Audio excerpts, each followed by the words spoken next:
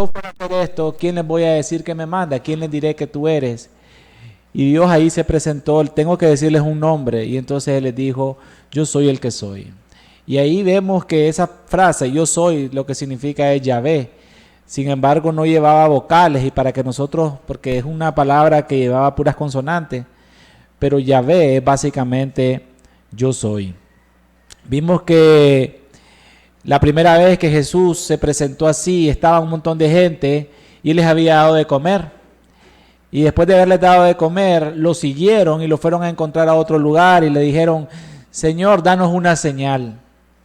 Y empezaron a hablar ahí con el maestro y Él les dijo, fue la primera vez que usó esta frase, y fue donde Él dijo, yo soy el pan de vida, el que a mí viene nunca tendrá hambre, y el que en mí cree no tendrá sed jamás.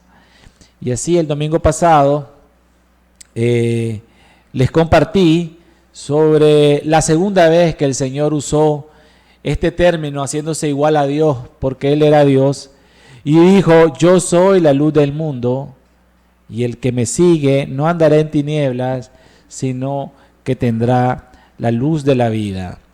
Y vimos que caminar sin Cristo o estar sin Cristo es estar en tinieblas. Solamente el que lo sigue es el que estará ciertamente en luz. El que no sigue su palabra, el que no sigue sus mandamientos, estará en tinieblas, y vimos los efectos de estar en tinieblas. Hoy vamos a ir al Evangelio de Juan, capítulo 10, versículo del 7 al 10, y voy a leer el pasaje, y dice, volvió pues Jesús a decirles, de cierto os digo, yo soy la puerta de las ovejas. Todos los que antes de mí vinieron, ladrones son y salteadores, pero no los oyeron las ovejas. Yo soy la puerta, el que por mí entrare será salvo, y entrará y saldrá y hallará pastos. El ladrón no viene sino para hurtar y matar y destruir. Yo he venido para que tengan vida, y para que la tengan en abundancia. Oremos. Gracias, Señor, gracias, Padre amado, por este día, Señor. Gracias por permitirnos reunirnos, Señor. Ayúdame, Señor, a que pueda decir, Señor, lo que tú quieres decirle a cada uno de estos corazones, Señor. Que esta palabra, Señor, vaya a la necesidad, Señor, y sea aplicada en la vida de cada uno de los que están aquí hoy presentes, Señor. Te lo pedimos y te lo rogamos en tu santo nombre, Señor. Amén.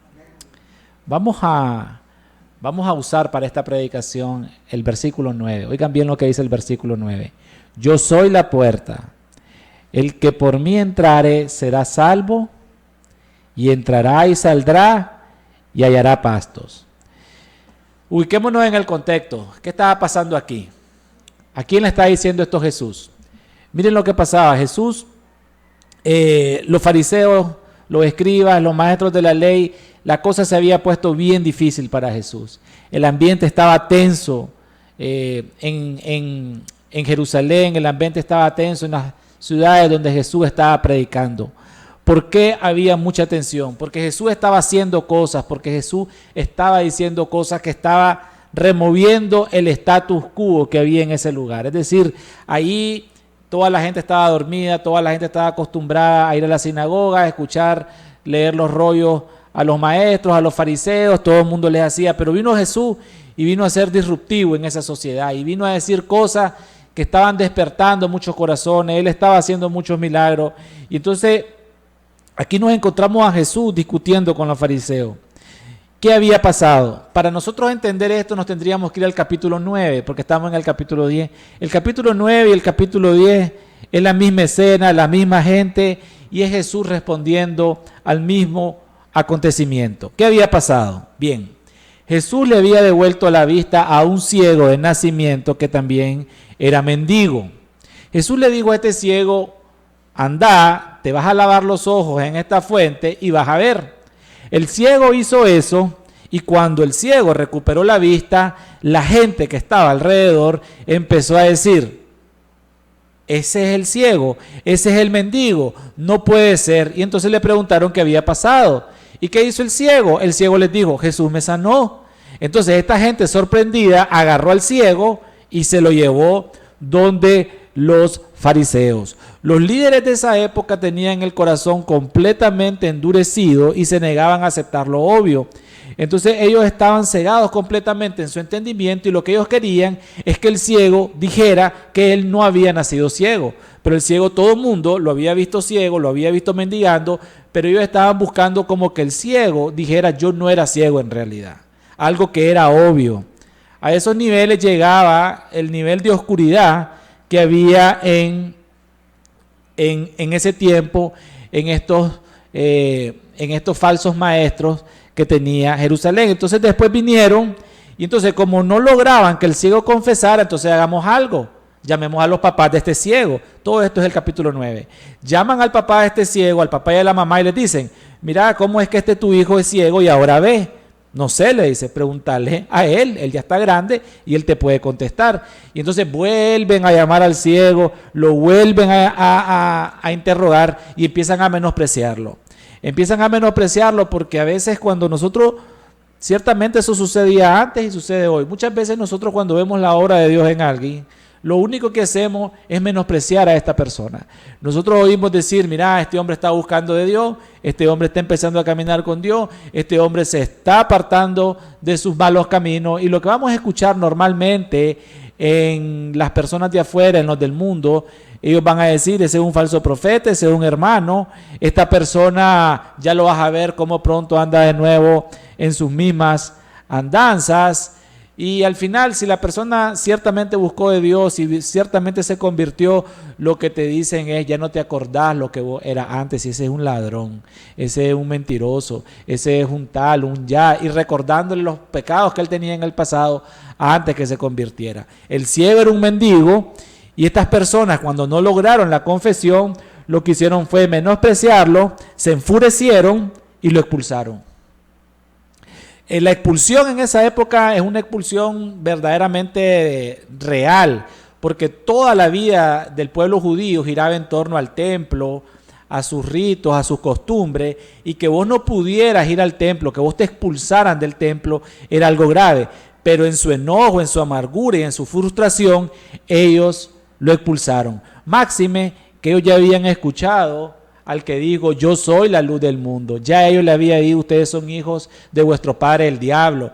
Ya se había dado el caso de la mujer adúltera. Entonces había una situación tensa. Él ya les había dicho, yo soy el pan de vida. Entonces cuando él se hacía amar a Dios, entonces en su enojo lo expulsan, porque él les hace una pregunta que los enoja, que ustedes también quieren ser sus discípulos, le dice.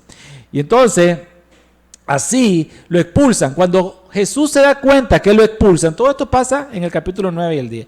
Cuando Jesús se da cuenta que lo expulsan de la sinagoga y escucha lo que pasó, entonces Jesús se va a buscarlo y lo encuentra, porque dice hallándole Jesús. Entonces Jesús se va, le cuenta, mira, le pasó esto y esto al ciego que sanaste, así, así. Entonces ahora Jesús se va. Y entonces dice que hallando al ciego, entonces está pasando esto. Está toda esta gente, acaban de expulsar al ciego, lo habían llevado, o sea, había un gran alboroto ahí, a causa del milagro que Jesús había hecho. Entonces, al enterarse de estos eventos, el Señor se acercó y fue a hablar con los judíos. Y así llegamos al capítulo 10. Cuando el Señor ya se acerca y está ahí, ahí empieza el capítulo 10. Por eso les decía que el capítulo 9 y el capítulo 10 era lo primero. Entonces Jesús, en los primeros 6 versículos del capítulo 10, que dice parábola del redil, Jesús intenta mostrarle a estas personas, a estos fariseos, a estos maestros de la ley, que no reconocían el milagro que había hecho Jesús en el ciego de nacimiento. Él les dice y les trata de hacer entender que ellos en realidad no son lo que dicen ser. Miren, Jesús no tenía nada, Jesús amaba a los pecadores, pero lo que yo he visto y lo que la palabra me ha revelado es que Dios y Jesús no podía con los hipócritas. No podía con los hipócritas, y ciertamente a los hipócritas Él les decía palabras muy duras. Entonces Él vino y para tratarlos de hacer como entender, entonces venimos y caemos en los primeros 6 versículos del capítulo 10, y ahí Jesús les dice, mediante una alegoría claramente, que ellos son como bandidos y como ladrones, que eran falsos profetas, que ellos querían robar y solamente querían matar a las ovejas de Dios. Robando, estorbando, dando doctrinas falsas Eran pastores autodesignados, eran pastores autoglorificados, falsos. Y eso no solo lo decía para la gente de ese tiempo, lo decía también para esos que se hacen llamar pastores, que se autodenominan pastores, ellos mismos se ponen de pastores, ellos mismos se autoglorifican, ellos mismos se ponen en esa posición sin haberse tenido un verdadero llamado de Dios, y entonces vienen y agarran a las ovejas y las destazan. Estos pastores muchas veces vienen hoy en día, ¿qué es lo que vemos nosotros? Vemos pastores solamente pidiendo dinero, pastores únicamente no teniendo ningún interés por la salvación de las almas, sino por ver las iglesias llenas, por ver las alabanzas grandes, por ver el edificio bonito, pero en realidad poca importancia por la oración y por la salvación de las almas, que es la finalidad de la iglesia es esa, hacer crecer el reino y traer almas al reino. Entonces, así pasa. Entonces, cuando ya Jesús mira que esta gente que tenía la tarea de acercar a la gente, lo que hacían estos fariseos era ponerle únicamente cargas y cargas que no se podían cumplir, como que yo venga aquí y le empiece a decir, usted tiene que hacer esto y esto y esto y esto y lo otro, pero yo no lo hago, ni lo puedo hacer. Entonces Jesús tiene que hablarle más serio. Y entonces, en ese momento, cuando él ve el legalismo, porque ese en realidad es el legalismo de estas personas, entonces, y al ver que tampoco entendían la parábola que está del capítulo 1 al capítulo 6, entonces en este momento el Señor hace su tercera declaración. Y entonces yo imagino el silencio que había ahí cuando el Señor viene y dice, todos en silencio, yo soy la puerta. El que por mí entrare, y cuando dice yo soy Dios. Yo soy la puerta. El que por mí entrare será salvo, y entrará y saldrá y hallará pastos. Y ese es el pasaje con el que vamos a trabajar hoy, con el que vamos a desarrollar. ¿Qué quiso decir Jesús en realidad? Preguntémonos algo. ¿Qué quiso decir Jesús cuando dijo yo soy la puerta? Yo no creo que Jesús haya tratado de estar siendo enigmático. Ciertamente Jesús nos estaba diciendo algo que podía tener una aplicación en nuestras vidas. Les hablaba la vez pasada que Jesús hablaba en un lenguaje sencillo. Miren, Jesús era el Dios y conocía todas las cosas, las moléculas, el ADN, todas las cosas científicas que hoy parecen tan difíciles, Él las conocía. Pero Jesús no hablaba en esos lenguajes extraños que las personas no entienden. Jesús hablaba en un lenguaje simple, en un lenguaje sencillo. ¿Y qué demuestra ese lenguaje simple, ese lenguaje sencillo en el que hablaba el Señor? Demuestra su humildad. Realmente Él podía decir cosas y hablar sí en otras lenguas o con términos teológicos sofisticados, pero no. El Señor hablaba sencillo y eso era el reflejo de su humildad para que todos pudiéramos entender, porque creo que todos podemos entender lo que es una puerta, ¿verdad? Todos entraron por una puerta, entraron por aquella puerta, ahí vemos una puerta y yo creo que el Señor estaba usando un ejemplo sencillo. El Señor usaba ejemplos sencillos siempre. Él usaba yo soy el pan, yo soy la luz, yo soy la puerta, el pastor, el camino, la verdad, la vid, la vida. O sea, el Señor siempre usó lenguaje sencillo para que las personas lo pudieran entender. Entonces, ¿a qué se refería el Señor como una puerta? El Señor hablaba de una puerta porque ciertamente Él quería que todos los que estuvieran ahí entendieran lo que Él quería enseñar. Pongámonos a pensar en un momento. ¿Para qué sirve una puerta? Todos conocemos las puertas. Vemos ahorita que estaba antes de empezar el sermón, miraba que habían puertas corredizas, tenemos puertas de madera, entramos por una puerta y portones, pero en realidad ¿para qué sirven las puertas? ¿Qué simboliza una puerta? Lo primero que cualquiera diría es que una puerta sirve para entrar y para salir, ¿verdad? Donde no hay una puerta normalmente tenemos libre acceso, pero la puerta sirve para entrar y para salir. ¿Qué más nos da la puerta? La puerta nos da una cierta seguridad. Hay un problema, se empiezan a pelear afuera una gente, lo primero que le vamos a decir a nuestros hijos es cerrar la puerta, porque la puerta te va a dar cierta seguridad, te va a dar también, si vamos a platicar, voy a conversar, ¿verdad?, con él, voy a conversar con Norman, con Daniela, y lo que hacemos es entrar, ¿y qué hacemos? Cerramos la puerta porque necesitamos y queremos tener cierta intimidad, eso nos da confianza. También las puertas no separan, pero observen algo, aquí Jesús nos dice, yo soy una puerta, Jesús dice, yo soy la puerta. Y él aquí está hablando en singular, como algo necesario y como algo singular. ¿Y qué representa la puerta? Él mismo lo dice en el mismo pasaje. La puerta representa la salvación. La puerta es la entrada para la salvación. Nadie puede ir a Dios si no conoce primero a Cristo. El único acceso hacia Dios es a través de Cristo, ¿verdad? Eso lo sabemos. Entonces por eso Él dice que Él es la puerta. Sin embargo, también sabemos y todos nosotros hemos visto que yo el otro día estaba en una oficina del Estado y vi varias filas y hay varias puertas y muchas veces nosotros nos perdemos, en especial en los hospitales o en los lugares donde no sabemos por dónde entrar. Y muchas veces cuando la fila es larga siempre se nos acerca a alguien que nos dice, oh, yo conozco un lugar por donde meterte, te puedo poner de primero, te puedo llevar por aquí, te puedo llevar por allá, y buscan formas y trucos para buscar otras puertas. Pero la verdad es que esta puerta es única. El problema es que el mundo hoy, la religión y la sociedad han hecho puertas para cada uno de nosotros. Tienen una fábrica de puertas. Entonces, el mundo te va a decir que hay muchas formas de entrar a la puerta. Te dicen, todos los caminos llevan a Dios. Y la puerta que te sirve a vos no es la puerta que me sirve a mí. Y entonces si usted va a otra iglesia, le van a hablar de otro tipo de puerta. Y entonces hay puertas anchas, hay puertas pequeñas, hay puertas grandes y también hay muchos caminos y al final ellos dicen que todos los caminos van a llevar a Dios. Entonces estas puertas normalmente son hechas a la medida de tu pecado. Entonces viene ella y yo la veo y me dice, ¿qué pasa con ustedes dos? Yo tengo un problema, soy una mujer así por allá y también pasa esto y hago lo otro, no te preocupes. Lo que sirve para él no sirve para vos, entonces aquí hay un lugar para vos, vos podés pasar por esta puerta, te la vamos a hacer a tu forma.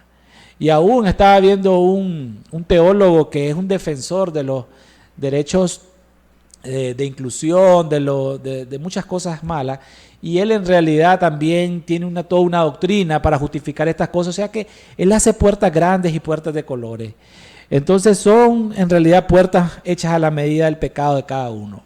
Usted necesita una puerta a su medida y que no sea difícil de entrar. Una puerta sencilla, tranquila, y yo le vengo y le ofrezco y le vendo esta puerta. Y la puerta nada más sirve para una cosa. Esa puerta no lo va a llevar a la salvación, sino que únicamente va a servir para tapar y para cubrir sus pecados. Porque detrás de la puerta nadie lo está viendo. Entonces hacen puertas y las personas se sienten... Usted habla con la mayoría de las personas y ellos le van a decir que sí, que ellos han pasado por la puerta. Mucha gente dice que ha pasado por la puerta. Pero en realidad, ¿por cuál puerta pasó? Porque la puerta es una y la puerta es Cristo. Entonces, Él dice, yo soy la puerta, el que por mí entrare será salvo y entrará. Entonces, hoy quiero hablarles quiénes son los que usan esta puerta. El propósito, dijimos, que de la puerta es dar entrada y salida. A ver, Él cuando vino entró por una puerta, ahorita que salgamos vamos a salir por una puerta. Entonces nosotros usamos una puerta. Entonces, ¿quiénes son los que usan la puerta? ¿Quiénes son los que van a usar una puerta? Entonces vemos que hay algunos que se acercan a la puerta, la ven, admiran la puerta. Y cuando digo la puerta me refiero a Cristo, porque Él es la puerta.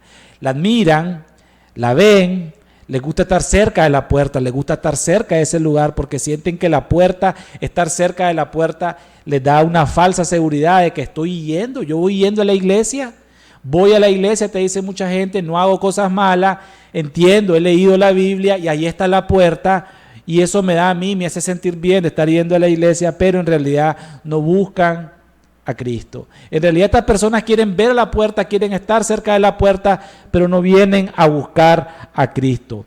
Oyen sobre la puerta sin ninguna intención de pasar por ella. La ven de lejos y pasan por ahí. Tal vez aquí hay muchos así, que oyen hablar de la puerta, que es Cristo. Ven la puerta, saben de la puerta, está bonita la puerta, hablan cosas, dicen cosas ciertas en la puerta. En realidad me ayuda mucho ir a la puerta. Creo que si yo voy y estoy cerca de la puerta al orar, Dios va a escuchar mi oración, pero en realidad no tienen ninguna intención de entrar a la puerta.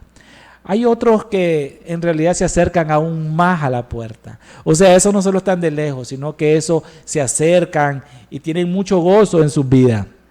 Sin embargo, no toman decisiones, no se apartan de su pecado, pero ahí están, hablando de la puerta con todo. Vienen y están hablando con otras personas de la puerta, escuchan de la puerta, preguntan, son preguntones sobre la puerta, platican, son animados para ir a las actividades.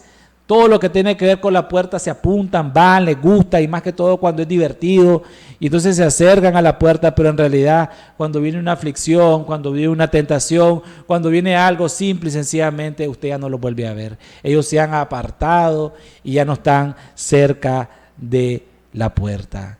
Y habrán otros amigos, hermanos, que ciertamente admiran mucho la puerta, se concentran en verla, la admiran, la alaban, la conocen. Ellos saben todo de la puerta, las propiedades, sus atributos, si es de aluminio, si es de vidrio, si es grande, si es alta, si se abre sola, si alguien la empuja, si tiene bisagra, si no tiene bisagra, si es para abajo, si es para arriba, y tienen planos de la puerta, saben todo de la puerta y hablan con propiedad de la puerta, pero en realidad probablemente nunca han cruzado la puerta, nunca les ha alumbrado su luz. Porque la palabra dice en Juan 14:21, el que me ama guarda mis mandamientos, dice el Señor.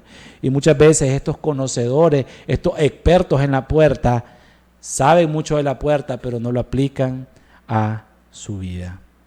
Entonces, tenemos que son muchas las personas que vienen a la puerta, pero hay unos que se acercan aún más a la puerta y la tocan. Sí. Estos no se quedan como los otros, solo admirándola, viéndola, sino que ciertamente se acercan a la puerta. Y vienen a la puerta y la tocan. Pero ¿qué pasa cuando tocan la puerta? Dice, tocad y se os abrirá. Es una promesa que tiene la Biblia. Es decir, la puerta tiene una promesa escrita que está en Mateo 7. Y dice, tocad y se os abrirá. Buscad y hallaréis. Entonces también dice, tocad y se os abrirá. Entonces eso está pegado en la puerta.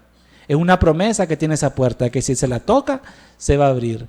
Entonces vienen personas que ciertamente tocan la puerta y vienen a la iglesia y sienten la necesidad de buscar de Dios. Cada uno de ustedes viene aquí por una razón. Muchos vienen quizá para no quedarse en su casa, pero hay otros que probablemente vienen buscando realmente de Dios. Y para los que vienen con ese corazón es que es esta enseñanza. Y entonces hay unos que se acercan lo suficiente y llegan a tocar la puerta. Pero ¿qué pasa cuando tocan la puerta? ¿Cuál es el resultado? Lo que escuchan no les gusta. Toco la puerta y yo quiero escuchar algo, pero lo que me dice no me gusta. Vamos a ver un ejemplo de alguien que llegó a tocar la puerta, recibió una invitación a entrar y la rechazó. Él estaba en una posición en la que pudo decir sí o no. Como muchos de nosotros cuando nos sentimos tocados por el Espíritu Santo, cuando Dios nos habla a nuestros corazones, cuando Dios nos deja ver nuestro pecado, eso solo lo hace el Espíritu, no lo puedo hacer yo ni nadie, ni que pasara predicando 1000 años, solamente el Espíritu te puede crear eso. ¿Y qué pasó? Oyeron la puerta y se apartó. Vámonos a Marcos 10, del 17 al 22. Miren cómo tocó la puerta. Y la tocó de una forma que a mí me parece bastante, hizo las cosas hasta cierto punto como la Biblia manda. Al salir él para seguir su camino, vino uno corriendo e hincándose la rodilla delante de él. Este hombre se puso de rodillas ante Cristo. Le preguntó, Maestro bueno, ¿qué haré para heredar la vida eterna? Jesús le dijo, ¿por qué me llamas bueno? Jesús en primer lugar ahí lo va a corregir. ¿Por qué me llamas bueno? Ninguno hay bueno sino solo uno, Dios. El que pregunta, que en este caso es el joven rico, le está preguntando según él a un maestro, a un rabí. Y él espera recibir un consejo moral de un maestro. Y miren la situación en la que se metió el joven. Porque cuando él hace esta pregunta y él cree que está hablando con un maestro, él cree que está hablando con un rey, Jesús inmediatamente lo redirige y lo corrige y le dice, ¿por qué me dices bueno? Inmediatamente Jesús lo está guiando a hacerle ver que no está hablando con un maestro, que no está hablando con un rabí, que no es una pregunta a un hombre, sino que está hablando en ese momento con el Dios mismo. el joven rico se empieza a percatar cuando Jesús inmediatamente desvía su pregunta y se enfoca en, ¿por qué me dices bueno si bueno solo es Dios? Y le hace ver que él no está hablando con un rabí, que él no va a escuchar un consejo moral, le hace ver que él está frente a Dios. Y ahí le dice, los mandamientos sabes, y en otro evangelio dice cuáles. Y entonces él le dice, porque hay muchos, dijo él, ¿cuáles? No adultere. El joven rico ya en este momento sabía que venía algo que él no quería escuchar. Entonces él rápidamente le dice a Jesús, no mates, no hurtes, no digas falso testimonio, no defraudes, honra a tu padre y a tu madre. Él entonces respondiendo le dijo, maestro, todo lo he guardado desde mi juventud. Y miren esto, dice Marcos, entonces Jesús, mirándole con sus ojos, verdad y amor, dice, mirándole le amó. ¿Y saben por qué la Biblia dice que Jesús dice, mirándole le amó? Primero porque él vio que el joven rico ya se percató que hay algo más que Dios le va a pedir. Y segundo lugar porque Jesús vio cerrándose su corazón, vio cerrando su mente. Y entonces él por eso le dice, todo eso lo he cumplido. Y entonces en su amor él lo vio y le dijo, y Jesús, viéndole, dice la palabra, lo amó. Lo amó. Y le dijo, una cosa te falta. Ahí, oigan, esto es un juicio ante el Dios vivo, o sea, Dios mismo le va a dar un mandamiento a él. Lo que él empezó como una consulta de rodillas, ¿qué hago para ganar la vida eterna? Como quien dice, ¿cómo no lo voy a hacer? Y le dice Dios, una cosa te hace falta. Anda, vende todo lo que tienes y dalo a los pobres y tendrás tesoro en el cielo. Y oigan lo que le dice, y ven, sígueme tomando tu cruz. Él ahí se encontró frente a Dios en una disyuntiva de obediencia o desobediencia. Jesús le dice, te anda a vender todo y después vení y seguime. Y dice, pero él, hablando del joven rico, afligido por esta palabra, se fue triste porque tenía muchas posesiones. Tocó la puerta, le abrieron, pero ciertamente no le escuchó. Y no le gustó lo que escuchó. Le dijo algo que no le gustó. Ven, vende todo y sígueme.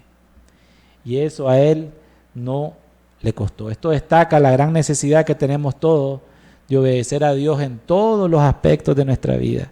Miren, cuando nosotros empezamos a buscar de Dios, sabemos que no mentirás, no es esto, pero Dios siempre te va a demandar más.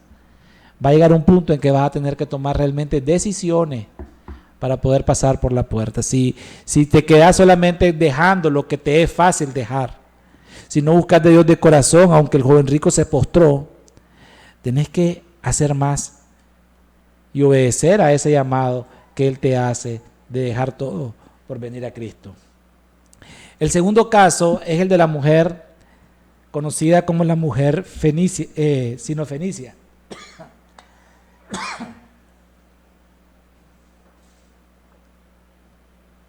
Esta mujer sinofenicia, todos conocemos la historia, está en Mateo 15, 21 al 28.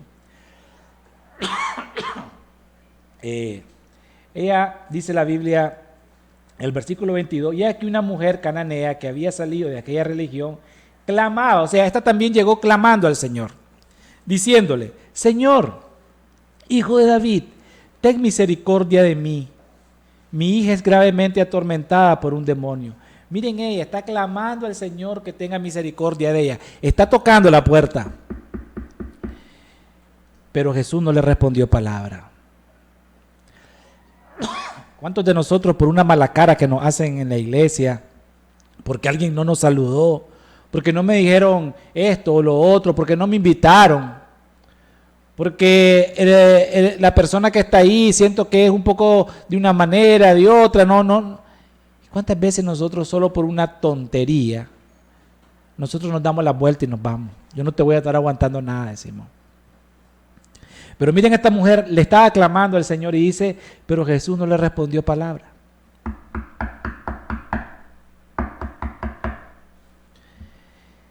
Entonces acercándose sus discípulos le rogaron diciendo, despídela, diciéndole a Jesús, mira esta mujer que se vaya. pues da voces tras nosotros. O sea que no solamente clamaba al Señor, sino que cuando no le contestó él, empezó a clamarle a los que estaban ahí cerca para que llamar la atención del Señor. Y no pasó nada. Entonces Jesús dijo, no soy enviado sino a las ovejas perdidas de la casa de Israel. Entonces ella, no habiéndole oído, dice que ahora ella vino, o sea, se acercó, tocó con más fuerza y se postró ante él. Miren la insistencia de esta mujer diciendo, Señor, socórreme. Respondiendo él dijo, no está bien tomar el pan de los hijos y echarlo a los perrillos, que es la palabra cunanuya, que significa como cachorros, según lo que, no es que Jesús quiso ser despectivo con ella, sino más bien que Jesús primero en su ministerio había venido, a los suyos vino y no le conocieron, él había venido primero por las ovejas de Israel, ya después para irse él dijo, vete a todas las naciones. Y entonces él dijo, no he venido a tomar el pan de los hijos y echarlo a los perrillos. Y ella dijo, insiste más, sí Señor, pero aún los perrillos comen de las migajas que caen de la mesa de sus amos. Miren la humildad de esta mujer, miren la insistencia, miren cómo ella buscaba a Dios, miren cómo insistía al Señor, miren cómo ella rogaba y clamaba al Señor. Y entonces, respondiendo Jesús, que inicialmente ni lo había contestado, dijo, oh mujer, grande es tu fe, hágase contigo como quieres.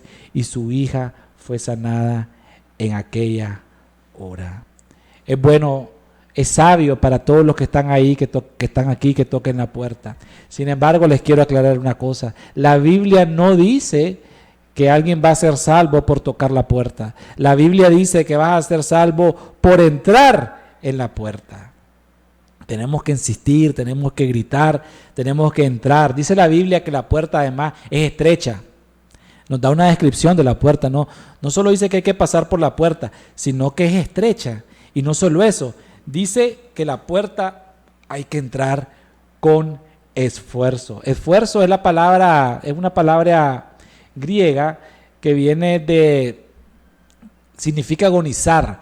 O sea, dice Jesús que la puerta es estrecha y que también que los que quieren entrar van a entrar con mucho esfuerzo. O sea, van a tener que agonizar para pasar por esa puerta. Y cuando dicen agonizar, es clamar, es insistir, es buscar.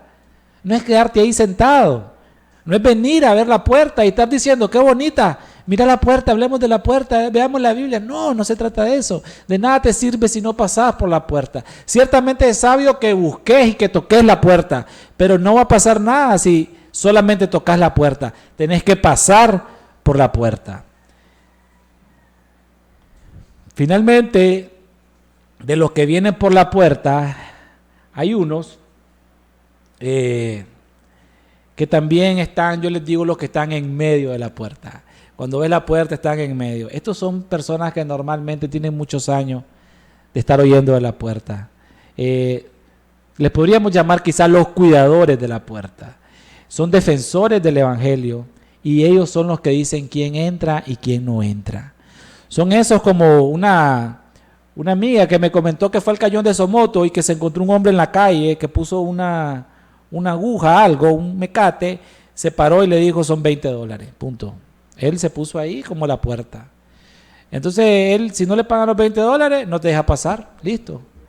Entonces igual, estos son los que se sienten ellos celosos de la palabra y creen que Dios les ha dado la facultad de decir quién entra y quién no entra a la puerta. No vaya a creer, son personas normalmente muy serias, muy experimentadas, hablan con propiedad de la puerta. Muchos de ellos quizás han pasado por la puerta, pero han perdido su primer amor. Otros tal vez nunca han experimentado el amor al prójimo. Entonces, estos siempre están afuera de la puerta, en medio, cuando vos querés venir. Y estos están leyendo, les gusta leer un pasaje. 1 Corintios capítulo 6 del 9 al 10 dice, ellos están leyendo afuera de la puerta esto. ¿No sabéis que los injustos no heredarán el reino de Dios? No erréis, ni los fornicarios, ni los idólatras, ni los adúlteros, ni los afeminados, ni los que se echan con varones, ni los ladrones, ni los ávaros, ni los borrachos, ni los maldicientes, ni los estafadores heredarán el reino de Dios. Y lo están diciendo. son celosos, son los guardianes de la puerta. Y entonces están ahí cerrándole la puerta en realidad a todo el mundo.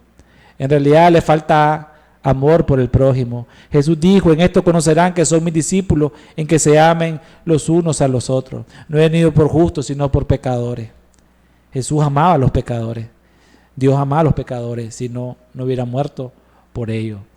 Ellos piensan que la puerta solo está disponible para algunas personas y que los que han sido quizás muy pecadores o han sido muy malos no deberían acercarse a esa puerta porque han sido muy pecadores. Tienen que ser como el leproso que gritaba inmundo, inmundo, inmundo. No, vos no te veo para la puerta, no sos bienvenido aquí. La puerta solo es para algún tipo de persona. Y entonces leamos nuevamente el pasaje y dice, no sabéis, el que ellos leen, no sabéis que los injustos no heredarán el reino de Dios. No erréis, estamos en el versículo 9, no erréis ni los fornicarios, ni los idólatras, ni los adúlteros, ni los afeminados, ni los que se echan con varones, ni los ladrones, ni los ávaros, ni los borrachos, ni los maldicientes, ni los estafadores heredarán el reino de Dios. Pero oigan lo que dice el versículo 11, se comen ese versículo. Y esto eran algunos de ustedes. Eso éramos nosotros. El apóstol lee todo eso, pero después les recuerda. Y esto eran algunos de ustedes. Nunca olvidemos, hermanos, de dónde nos sacó Dios. Nunca olvidemos que fuimos salvos únicamente por la sangre que Él dio en la cruz. No por ningún mérito. Nunca olvidemos que todos necesitamos la puerta. Todos necesitábamos la puerta. No nos llenemos el corazón viendo a los otros y olvidando lo que un día fuimos. O que por haber sido menos pecadores, teníamos más derecho de acercarnos a la cruz. Ellos leen este pasaje, pero cuando llegan al versículo 3, olvidan lo que Dios les está recordando. Y esto erais algunos de vosotros. Borrachos, esto. Nunca olvidemos de dónde salimos. Nunca nos creamos mayor a alguien o superior a alguien. Nunca nos creamos esos guardianes de la puerta que tenemos la autoridad de decir quién entra y quién no sale, porque la puerta es Cristo. Yo no soy la puerta, nadie me ha puesto guardador de la puerta. Cuando Dios vino ya pasó hace 2000 años. Yo no soy Dios para decir quién entra y quién no entra a la puerta. Y mucho menos me ha puesto de guardador o de estorbo en la puerta. Él vino por los pecadores y nadie es tan grande pecador para no poder entrar por la puerta. No hay un rótulo que nos reservamos al derecho de admisión. La puerta es para todos. De hecho, la puerta tiene un rótulo. Ya les dije que tiene una promesa. Tocad y se os abrirá. También tiene un rótulo. Y dice, la puerta no es para justos, la puerta es para pecadores. La puerta dice, la puerta no es para los sanos, a otro lado los sanos. Esta puerta es para los enfermos. La puerta dice, no es para los soberbios. Esta puerta es para los humildes. Soberbios para allá. Y tiene otra fecha. Esta puerta es para todo aquel que busca, que clama, que toca, que se humilla y que se arrepiente de su pecado. Para él es esa puerta. Lo tiene puesto ahí, porque son sus palabras y son su promesa. De tal manera que la puerta es para cualquiera, y eso a mucha gente le cuesta calar en el evangelio. A los fariseos no lo soportaban. No soportaban que un mendigo ciego hubiera sido sanado por el Señor. Al hermano del joven rico le amargó el corazón cuando vio que su padre le hacía una fiesta porque se había arrepentido. Muchas veces nosotros, hermanos, cuando vemos que alguien está buscando de Dios, lo que tenemos que hacer es animar a pasar por la puerta. Nosotros no somos Dios ni somos la puerta. Él dijo, yo soy la puerta y la puerta es una. Recordemos que Jesucristo dijo en Juan 3:16, porque de tal manera amó Dios al mundo que ha dado a su Hijo. Él dio a su Hijo unigénito, al único, a la única puerta, al único Hijo. Oigan bien, para que todo aquel que cree no se pierda, mas tenga vida eterna. Y cuando dice todo aquel, se refiere a todas las personas. Póngale entre sinónimo, cualquier persona puede venir a la puerta. Tiene que tocar, y si toca, entonces la Biblia dice que se os abrirá. Ya vimos que el hombre está en la capacidad de venir, y cuando se le invita, cuando siente ese llamado a pasar por la puerta, como el joven rico dijo que no. Entonces, una vez que nosotros entendemos que lo más sabio que podemos hacer es acercarnos a la puerta, ¿qué va a pasar cuando entonces pasamos por la puerta? Imaginemos que ya estamos ahí, que yo me pongo ahí, ya estoy en la puerta. Entonces, lo primero que tenemos que hacer, dice la Biblia, lo primero que tenemos que saber es que es estrecha y que debemos de esforzarnos para entrar. Y cuando digo esforzarnos para entrar, esforzarse viene del griego agonizomai, y de ahí obtenemos la palabra agonizar. Para los que han leído El progreso del peregrino, un libro escrito por Juan Bunyan hace muchos años, se van a recordar que cuando él llegó a la puerta empezó a recibir dardos y empezó a tocar y no le abrían, y tocaba, y su esposa todavía tardó más para que le abrían y le tiraban dardos. Porque cuando el enemigo mira que ya viene usted acercándose, que usted viene a tocar, que viene a esforzarse, vienen los pensamientos, vienen las tentaciones, vienen los tropiezos y vienen un montón de cosas a tu mente. No creas en eso, vos estás bien como estás, ¿para qué te vas a convertir? Eso es de loco, te vas a tener que vestir de otra manera, vas a tener que pensar, ¿y qué vas a hacer con tus amigos? ¿Y qué van a decir en tu trabajo? Y empiezas aquella guerra y la respuesta que te dice al final es todavía no. Y te regresas de la puerta. Eso le pasaba al peregrino, al cristiano, le tiraban dardos. Entonces lo primero que tenemos que hacer es que, cuando la Biblia dice que nos tenemos que esforzar para entrar a la puerta, es un mandato que nos está haciendo para que nosotros nos arrepintamos, no simplemente pararnos a mirar la puerta, pensarlo, quejarnos, que es demasiado pequeña, que es muy difícil, que es muy alta, que es muy angosta, y empezamos a ponerle miles de peros a la puerta para pasar por la puerta. ¿Cuántos aquí le están poniendo pero? Es que es muy angosta. Es que es muy difícil. Es que no la veo. Bueno, es que yo no necesito la puerta, porque yo tengo buenas obras, porque yo no soy malo. Amigos, si usted cree que usted puede pasar por la puerta con sus buenas obras, creyéndose que usted tiene algo bueno frente a Dios, le quiero decir que en el mejor de sus tiempos, frente a Dios, todas sus buenas obras para Él, dice la palabra que son como trapos de inmundicia. Ni sus mejores obras, Dios las reconoce como algo diferente que como un trapo de inmundicia. Y se refería a lo que usaban las mujeres cuando andaban en su periodo menstrual. Así mira Dios tus obras. No es porque vos has sido bueno, yo ayudo a mis padres, he ido a visitar a mi familia, vos no tenés idea cuánta gente ayudo yo, y yo en mi salario le doy a un señor que pasa por ahí, cuando lo miro, le doy de comer. Eso no te va a servir en la puerta, lo tenés que dejar afuera, porque tus buenas obras te impiden pasar por la puerta. La puerta, ya les dije que es angosta, ya les dije que tiene un rótulo, ya les dije que tiene unas condiciones ahí para quienes está esa puerta, pero no les he dicho otra cosa. La puerta es pequeña, tal vez como así. Es chiquita, pero no es para los niños. Tal vez como la de la casita. Así es la puerta. Entonces, si usted es orgulloso, si usted es soberbio, no la va a poder ver. Porque su orgullo va a hacer que usted pase, ¿y a dónde está la puerta? No la va a poder ver. Porque el orgullo nos impide, cuando no reconocemos nuestra situación, cuando nosotros creemos que con nuestras propias obras, con nuestras propias ideas, con nuestros propios consejos, con nuestros propios razonamientos, podemos entrar a la puerta. No la vas a ver nunca, porque tu orgullo y tu altivez y tu soberbia te hace que estés viendo hacia arriba. Pero eso es lo que no les había dicho, que es así, chiquitita. Por eso los niños entran, se van al cielo, porque aunque tal vez es eso, tiene algo que ver. Pero la puerta es pequeña por otra razón. La puerta es pequeña porque para entrar en ella tenemos que entrar de rodillas. Porque tenemos que humillarnos, porque la puerta no se puede entrar de pie. La mujer dice que se postró al Señor. Para entrar a la puerta tenemos que despojarnos de todo lo nuestro, humillarnos a Dios, clamar a Dios, pedirle a Dios, saber escuchar su voz, no importa la respuesta que te dé. Señor, yo no quería que se muriese, que se fuese. De rodillas, se fue y se murió, pero Él te quiere ahí de rodillas. Y te vas a despojar de todo y vas a esforzarte agonizando para entrar. Y vas a entrar a la puerta, pero es de rodillas.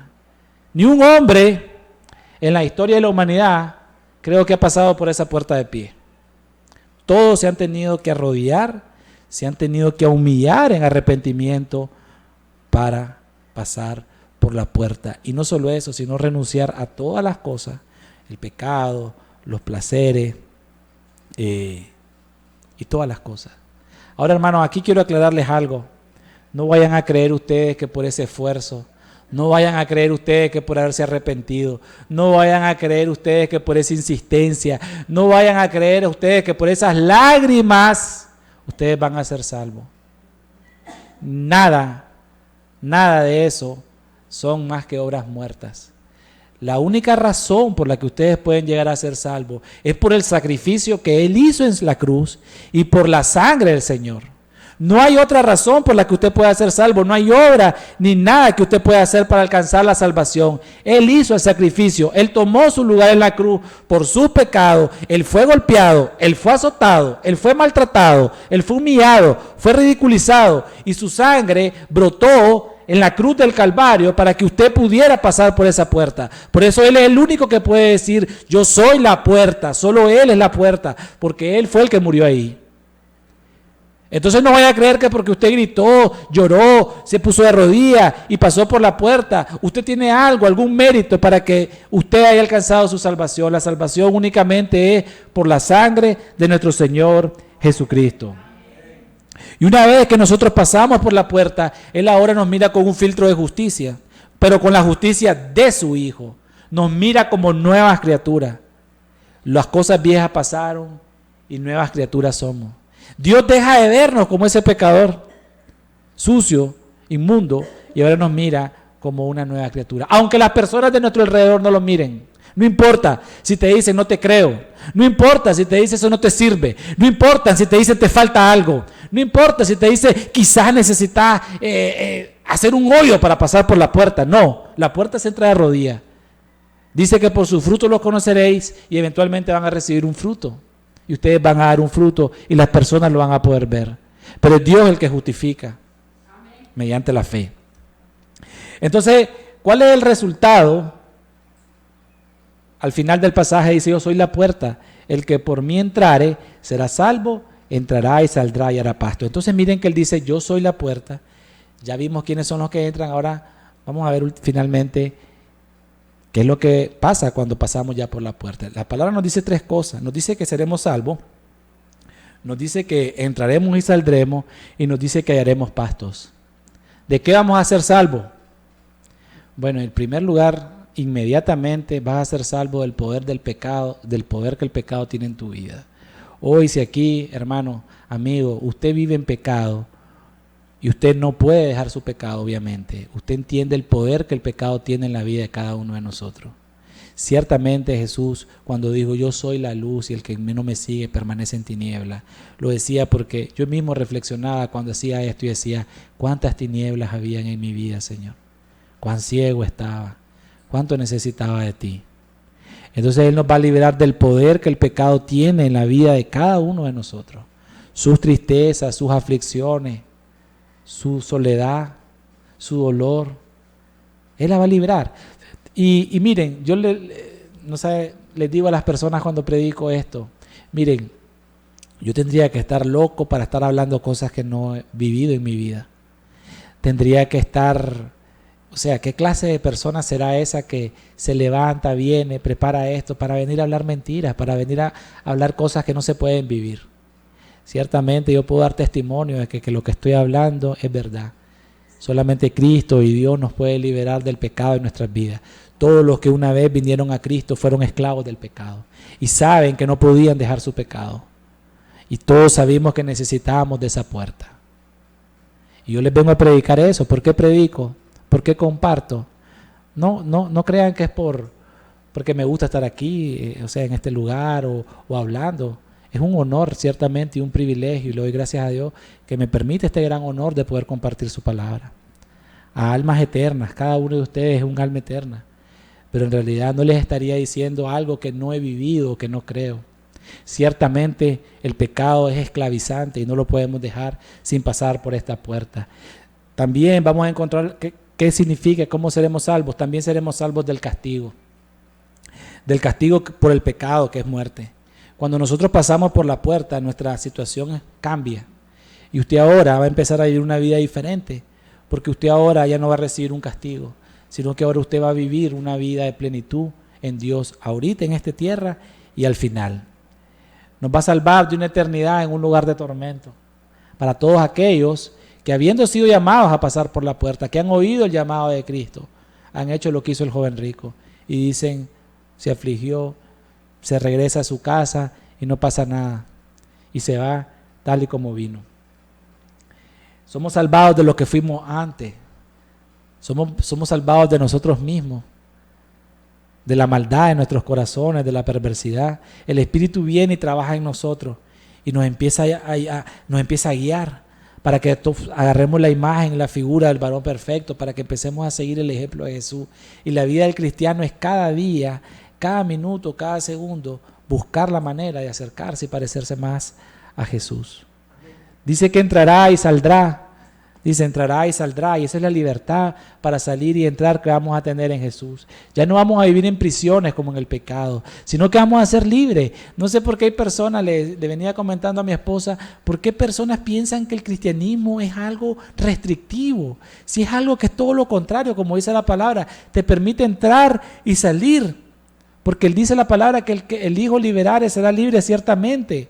Nos da libertad para poder dormir sin temor, nos da libertad para ir a un Dios, orar y saber que Él va a estar escuchando nuestras oraciones, nos da libertad para poder orar cuando vienen las situaciones difíciles y saber que está ahí nuestro Padre haciendo lo mejor por nosotros, nos da la libertad para dar gracias por todas las cosas, aun cuando las cosas que nos vienen no nos gustan, cuando las cosas que nos vienen no las quisiéramos, pero nos da libertad para decir gracias, Señor.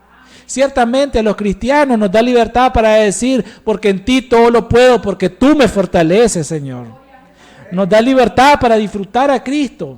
Donde no tenemos el cristiano, ciertamente no tiene nada que temer. Estamos seguros porque podemos andar por todos lados libres. El cristiano puede entrar, puede salir, puede estar allá y no tiene miedo del mundo porque sabe que Dios está con uno y no que te digo que te vas a meter al mundo.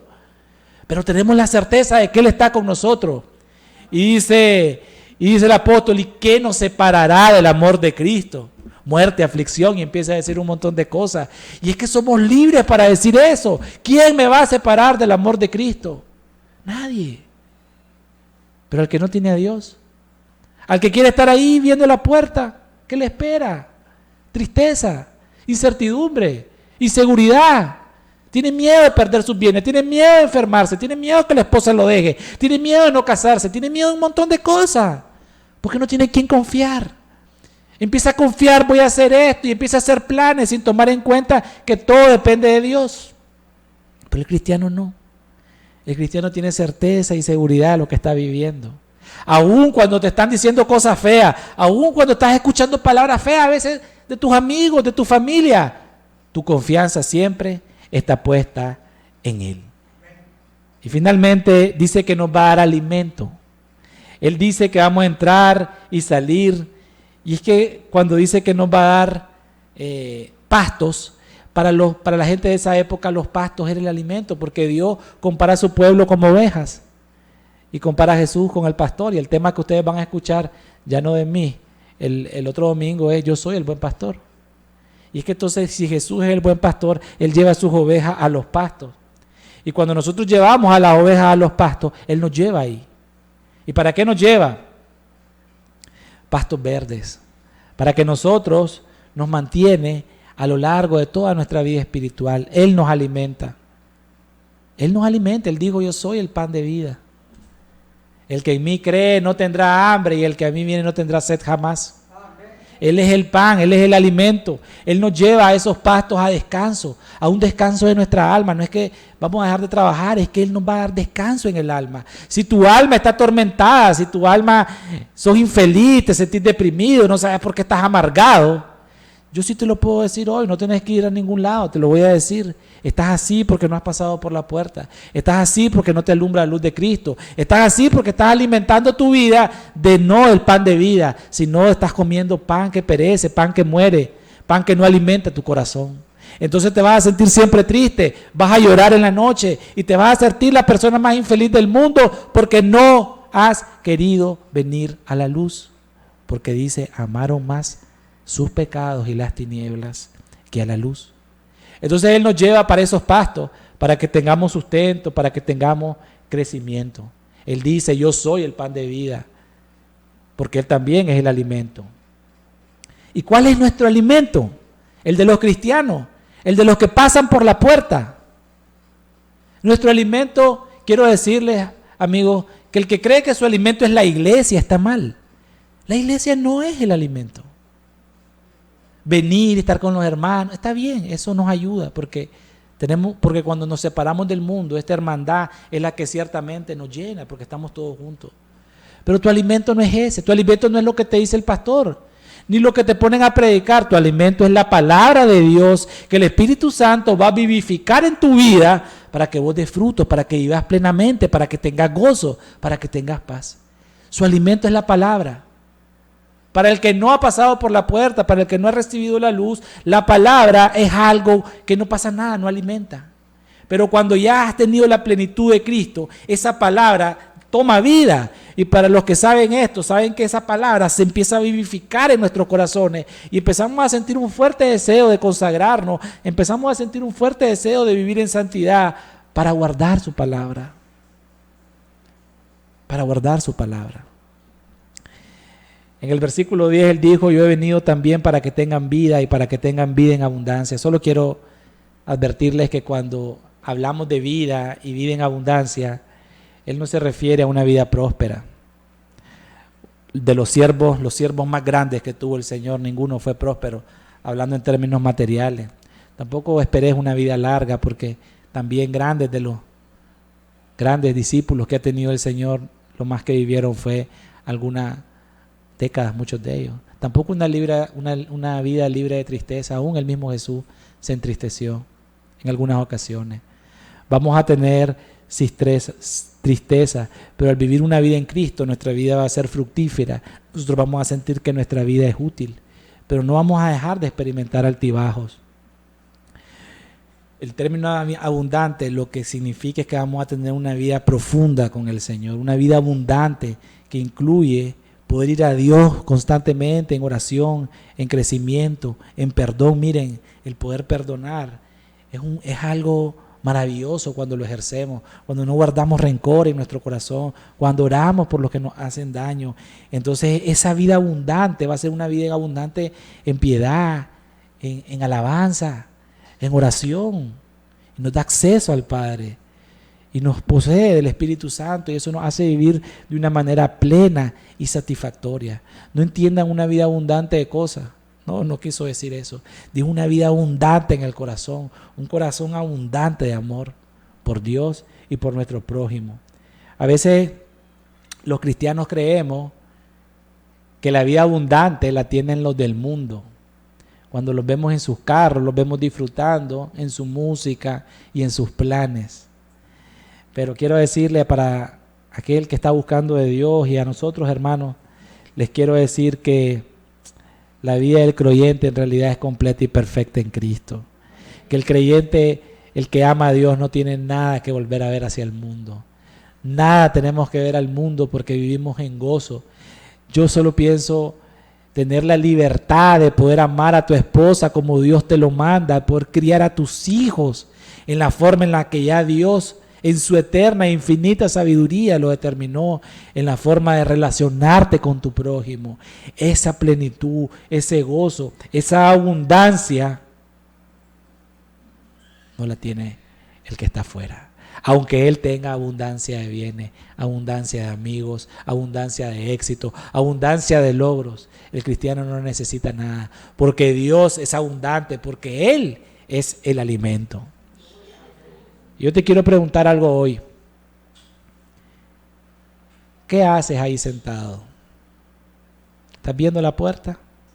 Mirándola, contemplándola una vez más ahí sentado. Ahí, viéndola. Ahí está Jesús, creo que es Jesús. Ahí estás viendo la puerta, contemplándola. Eso haces. Hoy tú sabes que tienes que venir a la puerta y sabes que tu pecado te separa de Dios. Es como una verja que le pongamos ahí. Nunca vas a poder pasar, mientras tengas tu pecado. Tenés que apartarte de tu pecado. Te ha hablado el Espíritu de Dios hoy reprendiéndote por tu manera de vivir, por tu pecado. Yo no te reprendo, amigo, yo no te reprendo. El que te reprende es Dios, el Espíritu. Yo hoy solo vengo a llamarte al arrepentimiento, a que cambies tu vida. No se trata de una religión, eso, los gritos y pasamos por las iglesias, eso es religión. La vida en Cristo del cristiano en realidad es abundante, pero en el corazón, no afuera. Es que él no es cristiano. Bueno, él tendrá que verlo con Dios. Pero el que te prometió esto no fue ese que dice que es cristiano. El que te prometió esto es Cristo. Yo soy la puerta. El que por mí entre, dice, entrará y saldrá en libertad. No dice en libertad. Y dice, y hallará pasto y salvación. Vamos a ir una pequeña alabanza. Vamos a ir una canción, una alabanza para meditar un poco, para que sea Dios hablándonos. ¿Qué estamos haciendo con nuestras vidas? ¿A dónde nos lleva todo esto? Amigo, no esperes encontrar la puerta, una puerta mágica. La puerta está ahí, enfrente de cada uno de ustedes. Ahí la tienen. La puerta está enfrente. Hay una puerta y está ahí. Hay que tocarla, hay que clamar y se abrirá. Vamos a meditar un poco en la...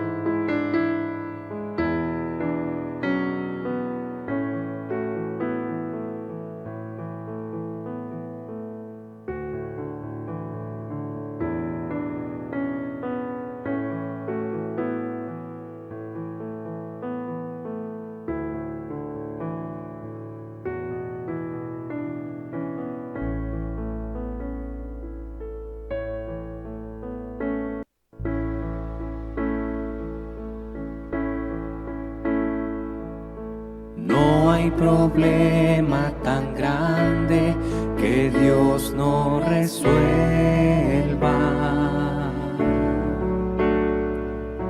No hay montaña tan alta que Dios no la mueva. No hay circunstancia contraria que Dios no la cambie. No hay dolor ni angustia que Dios no nos sane. Si Él llevó las cargas del mundo sobre sus hombros,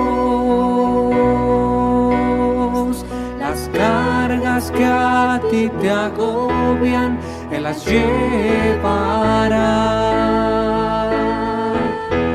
Si Él llevó las cargas del mundo sobre sus hombros,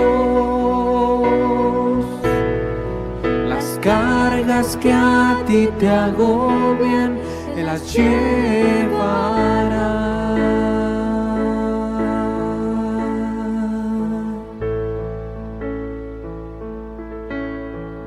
Él dice, venid a mí, los trabajados, y yo os haré descansar.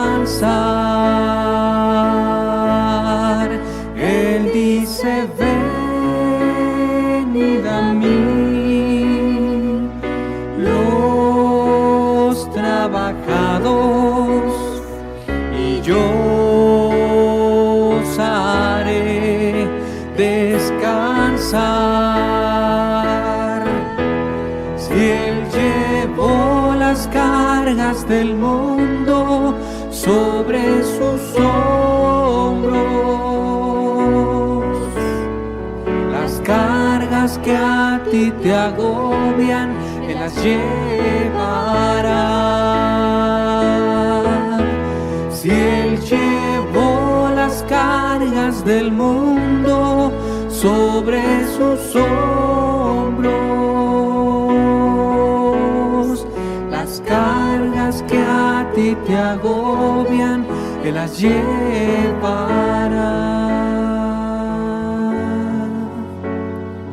Las cargas que a ti te agobian, Él las llevará.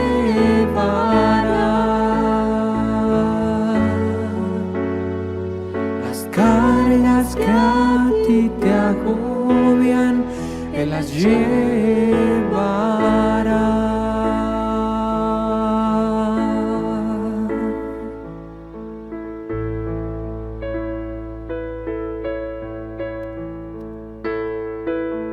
Señor, para que cada uno de los aquí presentes, Señor, vuelva a sus casas, Señor.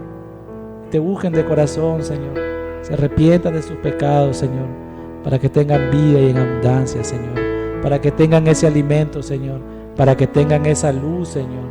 Y para que hayan pasto, Señor, donde tendrán reposo para siempre en su vida. Te lo pedimos y te lo rogamos en tu santo nombre, Padre amado. Amén. Bueno, gracias por haber venido. Espero vamos a volver a vernos pronto.